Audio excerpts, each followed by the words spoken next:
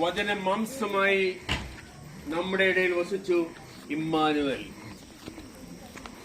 യൂദയായിൽ ദാവീദിന്റെ പട്ടണമായ ബത്ലഹേമിൽ മിശിഹ ഭൂജാതനായി.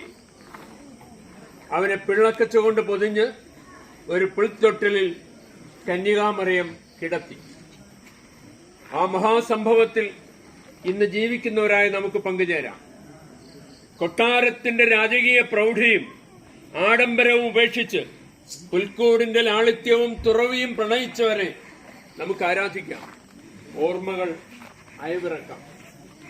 ഏറ്റവും ആദ്യമായി പുൽക്കൂട് നിർമ്മിച്ചത് ഫ്രാൻസിസ് അസിസി പുണ്യവാനായിരുന്നു.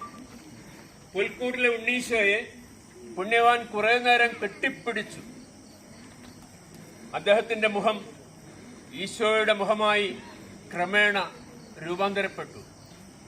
നമുക്കും പുൽക്കൂടിനെ പുൽകാം, പുൽക്കൂട്ടിലുള്ളവനെ പുണരാം, പുൽക്കൂട്ടിലുള്ളവന്റെ മുഖഛായ നമുക്ക് സ്വന്തമാക്കാം. Happy Christmas.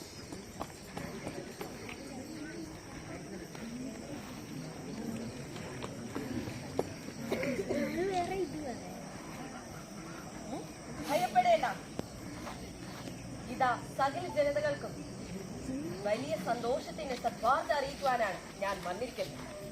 ദാവീദിന്റെ പട്ടണത്തിൽ നിങ്ങൾക്കായി ഒരു രക്ഷകൻ, കർത്താവായ ക്രിസ്തു ഇന്ന് ജനിച്ചിരിക്കുന്നു. ഇതായിരിക്കും നിങ്ങൾക്കുള്ള അടയാളം. പിള്ളക്കച്ചു കൊണ്ട് പൊതിഞ്ഞ് ഒരു പുൽത്തൊട്ടിലിൽ ഒരു ശിശുവിനെ നിങ്ങൾ കാണും.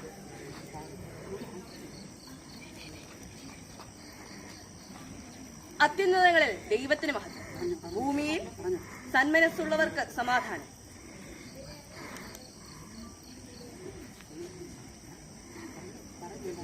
വരൂ, നമുക്ക് ബത്ലഹേം വരെ പോകാം.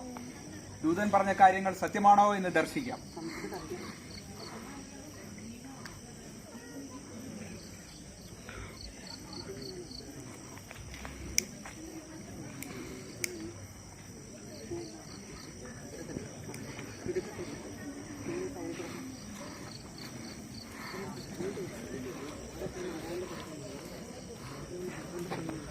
കിടത്തിക്കോ, അങ്ങോട്ട് ഇട്ടു.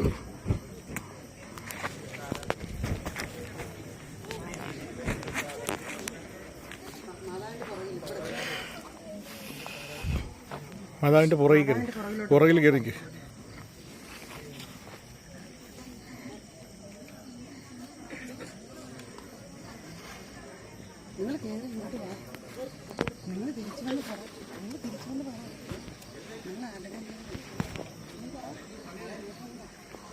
മാലാഖ പറഞ്ഞു, ഇതാ ദാവീദിന്റെ പട്ടണത്തിൽ നിങ്ങൾക്കായി ഒരു രക്ഷകൻ, കർത്താവായ മിശിഹ ഇന്ന് ജനിച്ചിരിക്കുന്നു.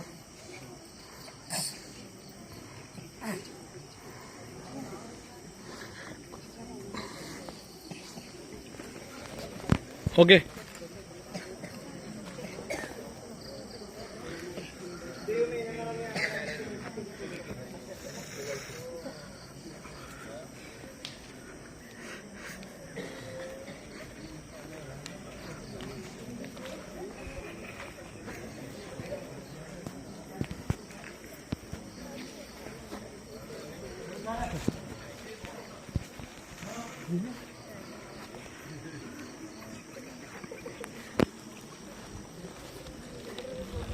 നക്ഷത്രം നമ്മെ കൃത്യമായി നയിക്കുന്നുണ്ട്.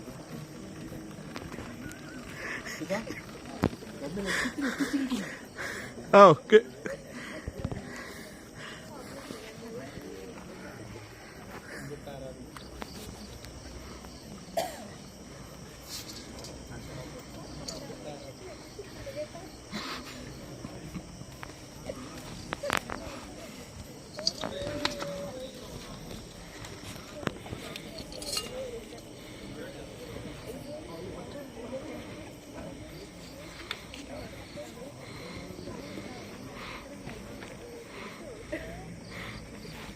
വരൂ, നമുക്ക് ഹേറോദോസ് രാജാവിനോട് പറയാം. ഏയ് വേണ്ട, അത് ചതിയാൻ. അദ്ദേഹം ആരാധിക്കാനൊന്നുമല്ല, ചതിക്കാൻ. നമുക്ക് വേറെ വഴി പോവാം.